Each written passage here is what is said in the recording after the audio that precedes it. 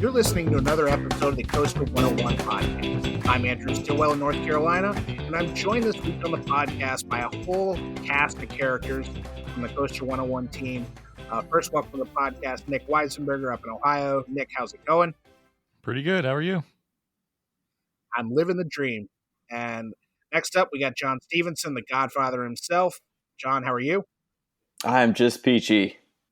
Wonderful. I see what you did there. And last, but certainly not least, also up in Ohio, we've got Kyle Lindner. Kyle, how are you?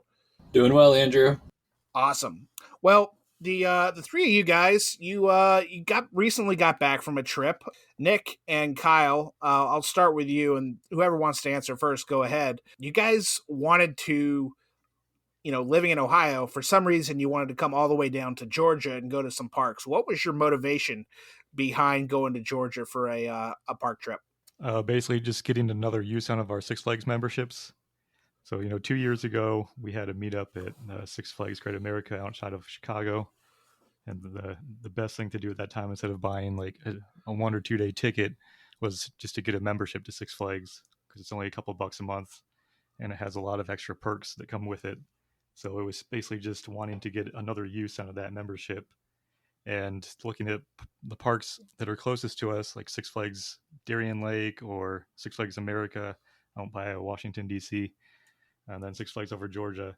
Six Flags Over Georgia, I think, had the best looking coaster collection and most interesting rides that we wanted to check out. So that was kind of the genesis of the trip. And then it just expanded from there. Gotcha. And with those Six Flags passes, I mean, when COVID hit, did they just extend those for an undisclosed period of time? Like, are you guys still on your first year of Six Flags passes at this point? Well, these are memberships, so it's like Netflix where you just pay a monthly fee and it just keeps going. But yeah, during COVID, they gave you the option. They actually upgraded your pass if you wanted to keep paying monthly, or they gave you the option to pause it for about a year. Got it. So you guys plan out this trip, but when you're going to Georgia, you can't just go to Six Flags. You also went to Lake Winnie. John, I know that's a park that's near and dear to your heart.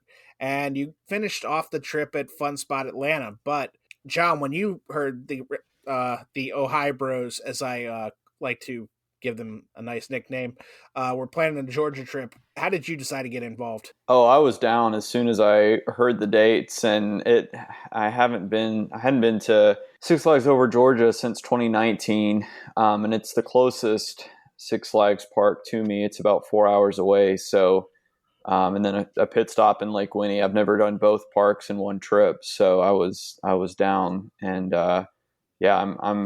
It doesn't take much twisting my arm to get me down to ride Twisted Cyclone. So, which I'm sure we'll get into that later. But I love going.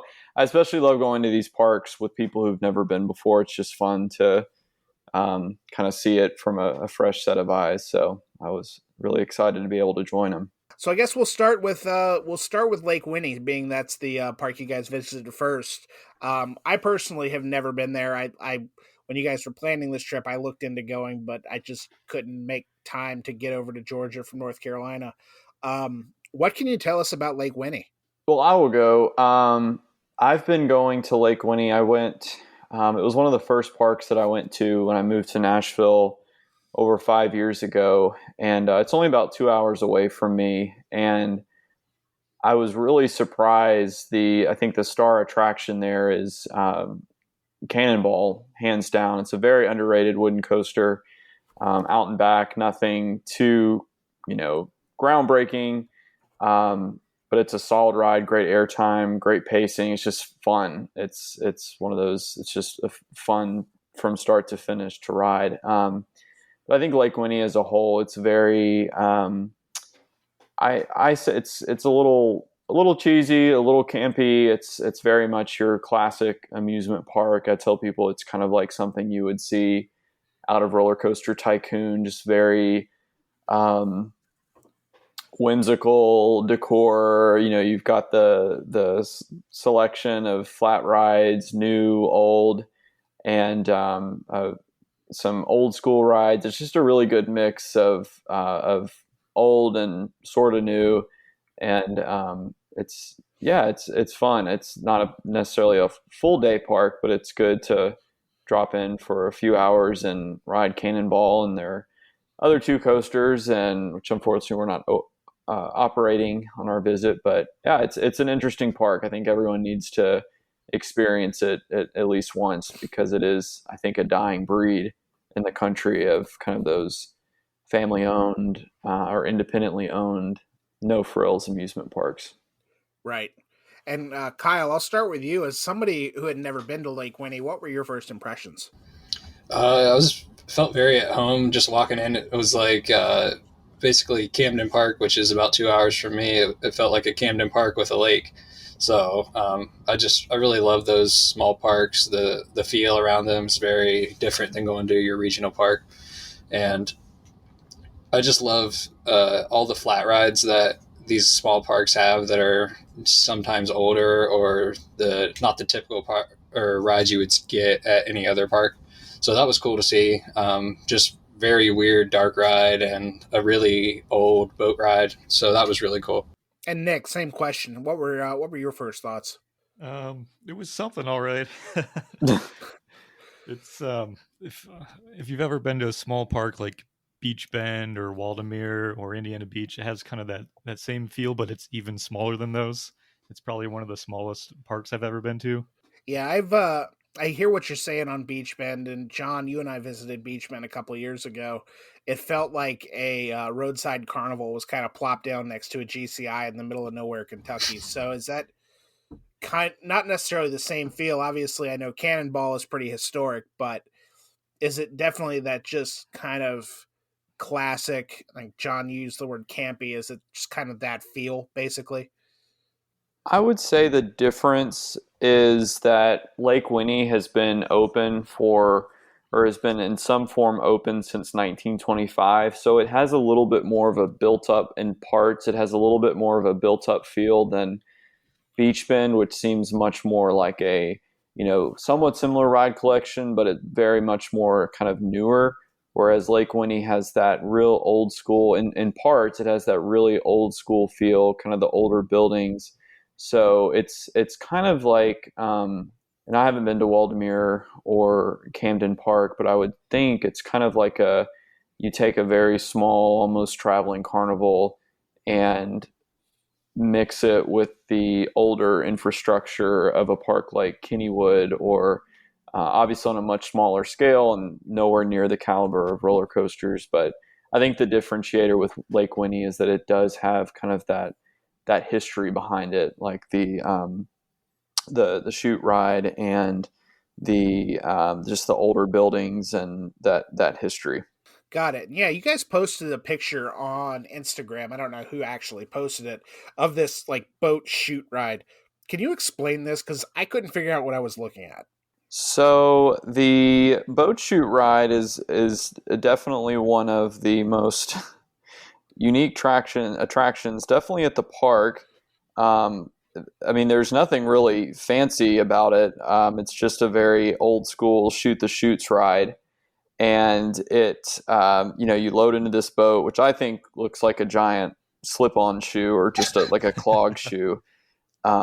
And you depart the station and go into this very, very long, dark, somewhat smelly tunnel, and you just kind of bounce back and forth in this flume. It's very slow moving, no theming. You're basically just in this dark tunnel, and then you make a 180 eventually and start to ascend the lift hill, and you crest the peak, and it's probably a 30 or 40 foot drop into the lake, and that's it. It's nothing, it's nothing groundbreaking. It's just a very old shoot the chutes ride. So I think it's got that history, kind of that, it opened in the 26, 27, somewhere around there. And so it is in fact the oldest mill chute ride in the US. So it's got that going for it. So we're basically talking like Garfield's Nightmare Old Mill at Kennywood, but with a drop. Yeah. Yeah. Yeah. Yeah, but there's no scenes or sets. Yeah. It's completely dark. Okay, so you go through a dark tunnel, you turn around, you go up, you go down, and the ride's over? Yep. It's a long tunnel, though. And the angle you go up the hill is the same angle you come down. It's like a perfect triangle.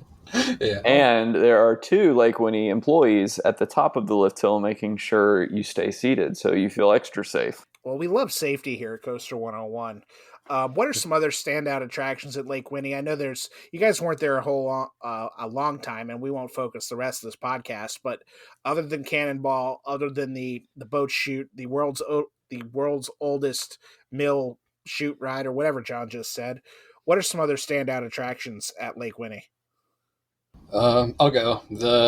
There's a dark ride at Lake Winnie called Wacky Factory, and I told the guys when we got off of it, I was like, if I was going to make a dark ride in my garage, I'm sure that's what it was going to look like. So there was just some very, very weird elements to it. Like you go into a room that's completely lined with foil and neon lights, and then you turn a corner and you're in a room with you can see the pond underneath you, and I think the next room had a monster, but it was just very, very, each scene was very different and unexpected, and we were all just kind of like didn't know what to think when we got off that ride. But it was really cool, and I really like those kind of rides. It's just like, what just happened? Yeah, I called it Reynolds Wrap the Ride because there was a lot of aluminum foil on the walls, a suspicious amount. But and then it also had a couple of parts. It was the vehicle was coasting a little bit, so I know all these credit counters out there might be a little excited to hear that. But yeah, very low budget, interesting music, unique. I would definitely say it was unique. It was not like any other dark ride I've been on. John, how does it compare to the haunted house at Beach Bend? Oh, much less terrifying, much less nightmare-inducing. Yeah, 2 different leagues, totally different leagues. Another standout ride there is the drop tower called Ozone, which it doesn't look that tall, but I guess it's actually 140 feet. At least the website claims it is. But it's actually one of the more scary and more intense drop towers I've been on, because as you're going up, there's kind of this thing that blocks your view of the top of the tower, so you can't really tell when you get to the top, and there's no pause. So all of a sudden you just start dropping at 50 miles per hour, and it says it pulls 4.6 Gs. So it's when you stop, you stop pretty hard, and it's a pretty intense tower. So it just shows that you don't need like a 200 or 300 or 400 foot, tower to make an intense drop ride. Unfortunately for Nick and Kyle, there were several the rides there that were not open. I think they were a little short staffed. It was during the week, but their train ride is really fun. Their sky lift that goes over the lake is really fun. It's their Wild Mouse coaster was closed. The Caterpillar coaster was closed. So unfortunately, that some of my favorites that I think most people would enjoy were closed. But yeah, like Nick said, I've always thought that drop tower was one of the more intense that I've been on. Nice. All right. Well, we're going to go right now. We're going to go a little bit south of Lake Winnie, and we're going to talk about the kind of the main attraction. I feel like maybe I'm presuming that based on the third park we're going to talk about here, but Six Flags Over Georgia. John, you're a seasoned Six Flags Over Georgia veteran. I haven't been in several years. The last time I went, Goliath was open, Daredevil Dive was not. So that was at least pre-2010, so it's been a good decade. But for the Ohio guys, I'm going to ask you the same question I asked you about Lake Winnie. What'd you think when you're walking in the park, and how does it compare to other Six Flags you've been to? And Kyle, I'll start with you. Yeah, I mean, after we made the hike from the parking lot, I was just happy to be in the front gate. It's quite a hike. They have the parking lot kind of situated on the side of the park, and you kind of have to walk clear around the front to get in. But even with our preferred parking, it was quite a walk. Upon entering, I just was taken aback, just like the scenery on the front plaza was really cool. It was very like a mini Main Street USA type feel, and had that small park type feel as well, because like right behind the fountain at the end of the street is a big hill. It's all wooded, so you can't really see into the back of the park at all, just the front main area. So that was cool. Yeah, when we first walked into Six Flags and stood in the first ride that we went on was Daredevil Dive, it was a little bit of a shock to me because, in the sense that the last big park that I had visited the past 2 times, and you'll know this if you listen to the podcast, is Dollywood. And then if you go even further back last year, before that, I went to Disney World. So that's my point of reference. When those parks are clean and beautifully landscaped and themed, and they have some of the friendliest employees, and Six Flags does not have any of those things. We would be standing in a line like on Friday, and we'd see all this trash in the line, and then we'd come back. We came back on Saturday, and the same trash was still there in the same places. And it's not like their employees weren't like actively rude or anything, but they just weren't the same. They didn't have the same friendliness as Dollywood or Disney World. So it was a little bit of an adjustment in that sense. Got it. Well, let's talk coasters at Six Flags Over Georgia. I'm gonna keep my Six Flags opinions to myself on this one. But you mentioned Daredevil Dive. That's a Gerstlauer Eurofighter, right? Yep. So what do you guys think of Six Flags Over Georgia's kind of their overall coaster lineup? John, I'll start with you. Yeah, so Six Flags Over Georgia was actually the first Six Flags park that I went to way back. I was probably like 6 or 7. And the only coaster I went on that time was the Mine Train. I'm not even going to attempt to pronounce it. The Lanaga. Mine Train. Do you want to try it? Because I could literally, someone could say it right in front of me and I would not be able to repeat it. So it starts with a D. And so that was the only ride that I rode there. And I didn't go back to the park until 2009. And of course, Goliath was open by that point. And so I rode just about all the other coasters. And I think it's a great lineup. I would say I would put it between like a Six Flags St. Louis and a Six Flags Great Adventure or Great America, maybe. So you've got the 3 B&Ms. You've got a great Goliath is amazing. 4 B&Ms with Superman. Twisted Cyclone is amazing. I think that really rounded out their collection very well.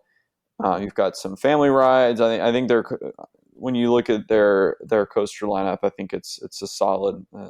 They've got 10, so I think that's a solid selection and range. So it's 11 once Mindbender reopens, but it's a good mix. Yeah, I was overall really impressed. I didn't do a lot of research going into this trip, and so the coaster lineup didn't disappoint at all. The Twisted Cyclone was amazing. It blew me out of the water. Just the intensity and the pace of that ride was crazy. Goliath is an awesome B&M hyper. And then the rest of the coasters were great as well, except the great American Scream Machine, which was greatly rough. Yeah, I'd say actually like their worst coasters were actually better than I expected. Like I know Blue Hawk has a terrible reputation, a very negative reputation, and it wasn't as bad as I thought it would be. And then the 2 coasters I thought would be the best, Goliath and Twisted Cyclone, were even better than I was anticipating. Well, what I do remember from my trip to Six Flags Over Georgia when I was a kid is this is back when Blue Hawk was known as Ninja, and I can't remember a time where I've gotten off a ride with so much just like ringing in my ears because of my head just constantly banging on the restraints, and that's one I don't think I'll ever ride again. I can't get the hype why Ed Helms would drag his family all the way across country in a Prancer rental van just to ride the Velociraptor.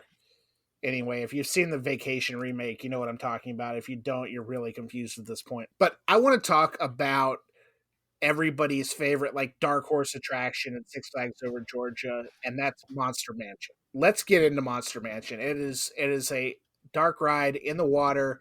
There's no real IP behind it other than monsters. Kyle, what else can you tell us about Monster Mansion? I don't even know where to begin. But basically, the premise of it is that you've gone into this like monster land, and they've invited you to a picnic, and you kind of like go into their flooded mansion and drive around for a little bit, and everything's happy. and they're having a picnic and having games. And then all of a sudden you go into the dark swamp, and they're like, don't go in the swamp. And you kind of go up a little hill and down. It's maybe 2 or 3 feet, and then you make it out safely. But it's all very well done. It's all animatronics, not any like 2D pieces or sets. And I was just not expecting that at all, especially to the level of detail that they had it. I think that's a great summary. I mean, it's very outlandish, just out there. The set pieces are great. The animatronics, I mean, the movements. It's just so far removed from what I would think would be at a Six Flags park. It just seems so out of place in a good way. And to see that they, gave it this kind of upgrade makeover back in the late 2000s, and I think that's when Six Flags was really going all in on catering to the family demographic. So I think this was a prime opportunity for them to give the ride some TLC and refresh it. So I think it's great to see that the park has kept it up, because I actually rode it in my first ride, or my first visit to the park. That was 98 maybe. And at that point it was known as Monster Plantation, but the animatronics were still, it's one of those rides. I remember it so vividly, because how can you not? I mean, it's just one of the most bizarre boat rides that I've ever been on. And it's just, I'm so glad to see that they've kept it up and have invested in it after, it opened in 1967. So it's going on. I mean, it's over 50 years old at this point. So I think it's a great attraction at that park. One of 2 great dark rides, with Justice League being the other. Other than the coasters and other than Monster Mansion, were there any other standouts in the park that you guys got on? I mean, I remember Acrophobia, I believe, was the drop tower. I don't even know if that's still there or not, but that was one of my first drop towers. But were there any other rides you guys got on? We stood in line for the antique autos for like an hour. Why? Yeah, the antique cars. I mean, the train was fun. It's pretty short. I enjoyed the log flume. I think it had been a while since I'd been on like a super old school, I mean, just basic kind of through the trees log flume. So that was something that I'm not sure I'd actually ever been on that one. So I think that was new to me. Yeah, I really enjoy a good log flume.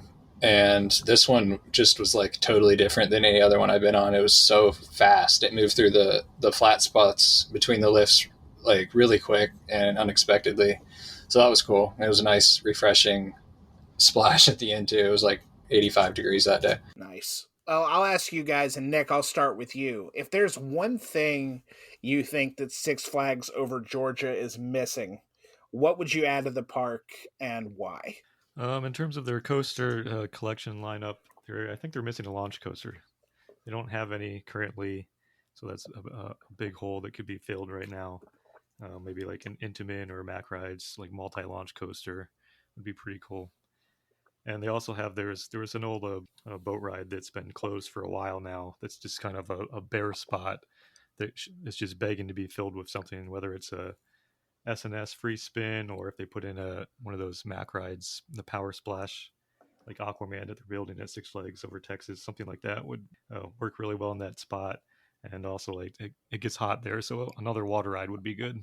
Yeah, that's exactly what I was gonna say too. I think that's a just almost criminally missing coaster on that park's lineup is some sort of a launch, whether it's a family thrill. I would love to see them build Max Force, like even if it was short, Max Force at Six Flags Great America. If they were to build something like that, which is an incredible, I think also very underrated coaster, I think that would be amazing. So that's my top of my wish list for that park. That and decent food operations, but that discussion's for another day. Yeah, I agree with your guys' take on the launch coaster. That would be a perfect fit in that spot and for the whole coaster lineup. But if I had to pick, I would pick a GCI Woody, just because I'm such a Mystic Timbers fan, and I was missing that good wooden roller coaster at that park. Yeah, And like the mine train ride was great, but it was pretty rough. And if they would have take that out, they would have a really big section where that the water ride was and the mine train was, to put a really cool GCI in there. I agree with that. They're missing an actual good wooden roller coaster. You guys have no love for the Great American Scream Machine, huh? Nope. But we do have a lot Okay. of love for Twisted Cyclone. Yes. Okay, fair enough. Well, that's actually a really good good segue onto the third park you guys visited on this trip, which was Fun Spot America Atlanta, who recently announced a partnership with RMC. So before we get into your actual visit, I want to hear your thoughts on this Fun Spot Atlanta RMC partnership. It was not on my 2021 bingo card, that's for sure. It's one of those things we were talking earlier, I still can't just wrap my head around it. Like it's so off the wall that I can't even begin to think of the. Well, it would have been one of the very last parks I ever would have guessed would be getting an RMC. Yeah. Especially after visiting the park. Yeah, I hesitate to even call it a park. It's like it was like a traveling carnival just kind of got left. They were like, no, I don't really feel like picking it up, moving it. So we're just going to leave it here. And best of luck to you guys. I think, Fun Spot it's a brand, and obviously they're more known for their 2 Orlando parks.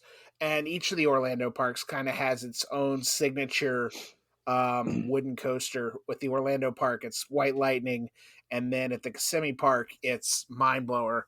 And so I guess this Atlanta park kind of needs its own signature coaster, and RMC happens to be the people who are going to install it. But as it stands right now, currently, during your visit, there were 2 coasters. There was the Kitty Coaster, which was installed in 2019. It's a E&F Myler Dragon Wagon Python Pit, whatever you really want to call this guy. I have to ask, did you guys ride the Kitty Coaster, being the credit counting nerds that we all are? Of course. We did. Absolutely.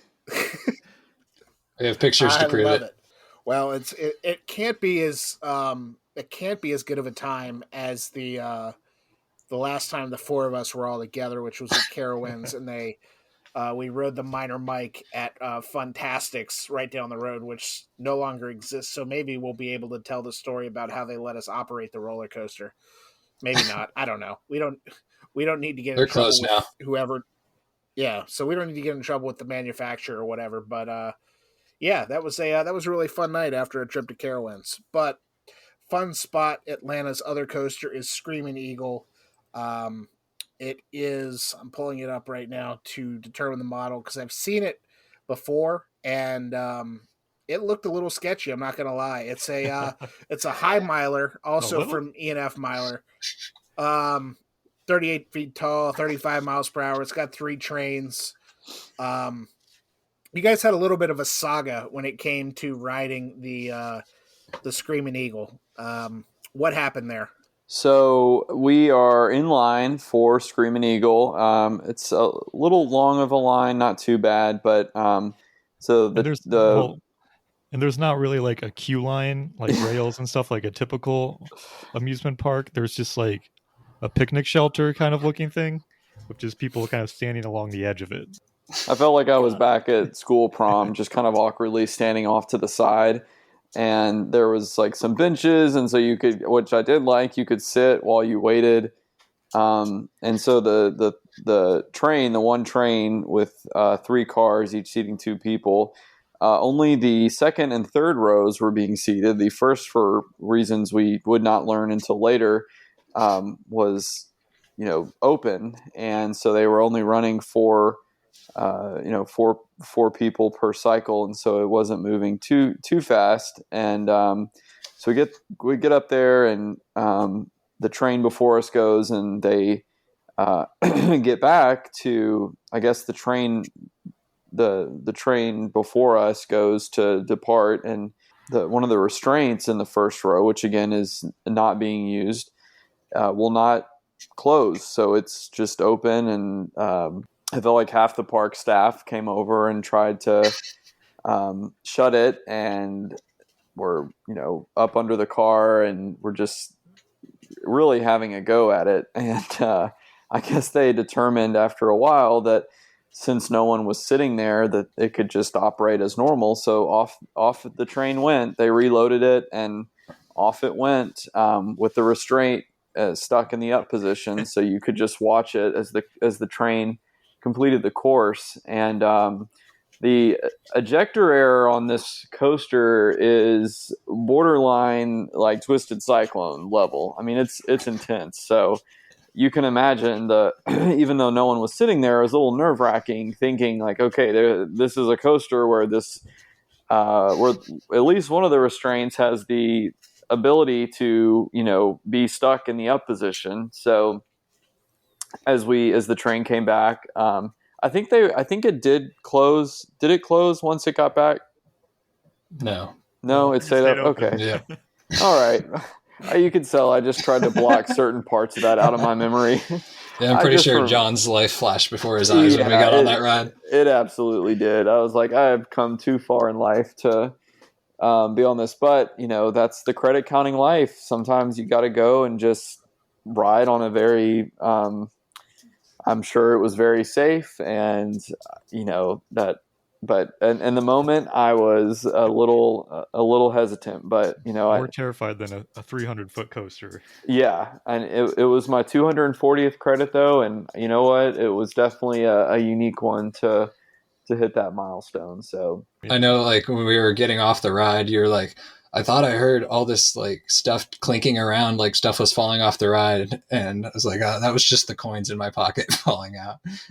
Yeah, I'm glad. That made me feel better, because I remember hearing that and I was like, wow, this is happening. Okay, all right. The thing is literally falling apart. So good to know it was just loose change after the fact. Yeah, so in the straightaways, it's pretty good, but it cannot navigate those turns well at all. It's terrible. Ended up hurting my neck. It's the same model as Hurricane down at Fun Spot Kissimmee, which opened, I believe, late 2019, if I got the year right on that one. It's pretty recent.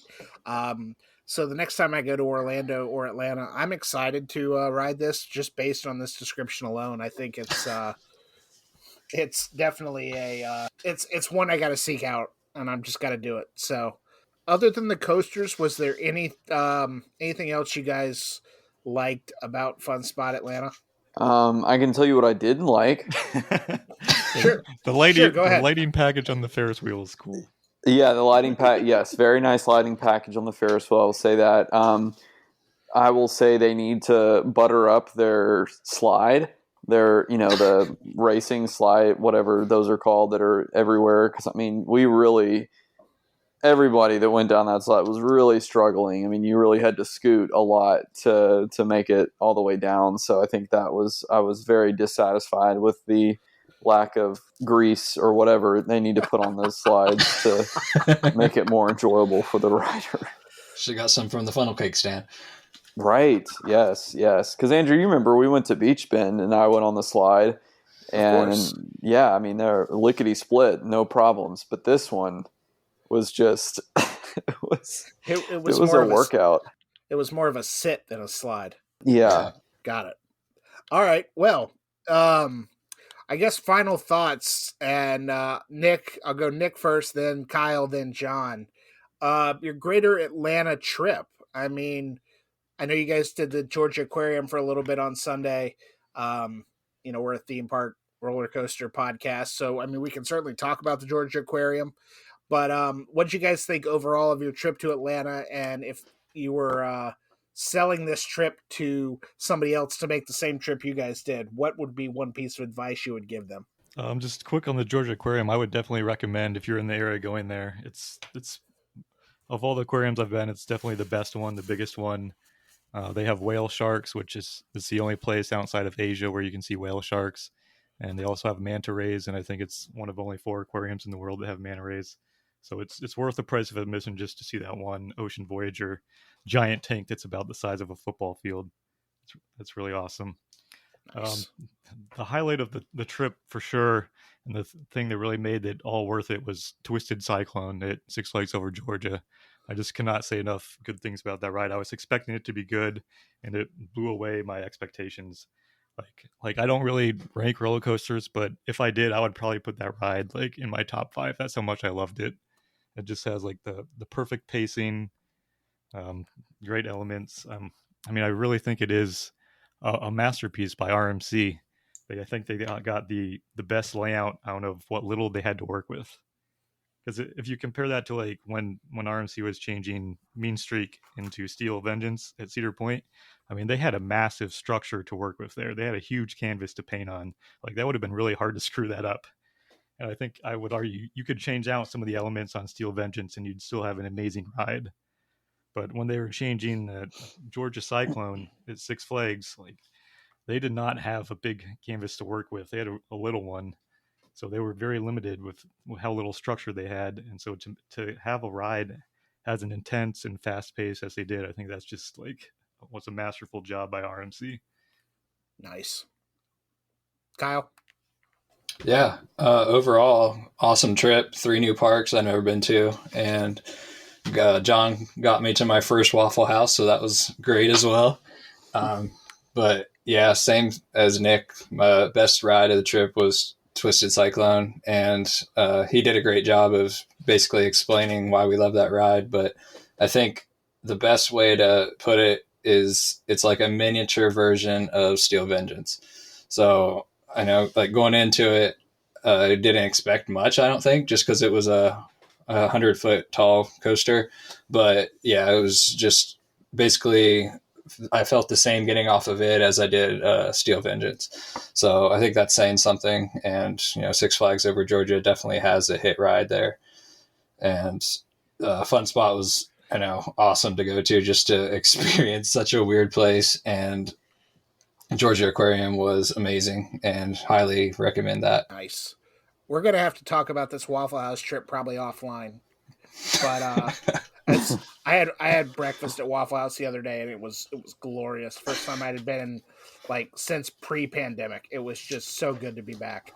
But John, final thoughts on Atlanta, the greater Atlanta region, whatever you want to talk about. Yeah, I am just, because I always talk up Twisted Cyclone. I mean, it is an amazing coaster, and I'm always a little hesitant to do that just because, the coasters are very subjective and what people like. So I'm glad that Nick and Kyle liked it so much, because it really validated my opinion that is a masterpiece from RMC, especially like when Nick said they did not have a lot to work with. And so the fact that they made that ride, I mean, it could have gone so wrong, in so many ways. And the fact that they did that, that they accomplished what they did with such a small structure is really, I think, a masterpiece. So that was amazing. I do have to give a shout out to Georgia Scorcher, because I don't think that coaster gets enough love. It is a B&M stand-up, which of course is nearly extinct. And I think it is it glass smooth? No, but it is just a really fun ride. I love the transitions, the layout, very snappy. I love how it interacts with the front of the park, or as you're walking towards it makes the walk to the front gate much less boring than it could be, because it is a little bit of a longer walk. I do recommend, just like with any park, getting to the park as early as possible. I think that really helped us both days with getting a lot of those rides in, especially on the lower capacity rides like Daredevil Dive. So overall, it's fun. I really like Atlanta. It's a fun city. Love the Georgia Aquarium. Yeah, great food. Just a really good time. And I hate that Lake Winnie wasn't operating at 100%, but I'm still glad we got to get the Cannonball credit. Well, guys, I'm looking forward to getting the band back together, as it were. We're headed up to Kings Island the second week of July for Coaster Stock. So I'm excited to see you guys there, and I'm really glad. I couldn't get down to Atlanta, but packing and moving had to take some precedent there. But that's going to do it for this week's episode of the Coaster 101 podcast. If you're listening to this podcast and you're within the sound of my voice, you need to make sure you're liking, rating, reviewing, telling your friends, telling your enemies, telling Reddit. I don't care. Tell people about this podcast and how great it is. And, if you get lucky, maybe we'll get John and Kyle on a bonus episode talking about Waffle House if you guys like that enough.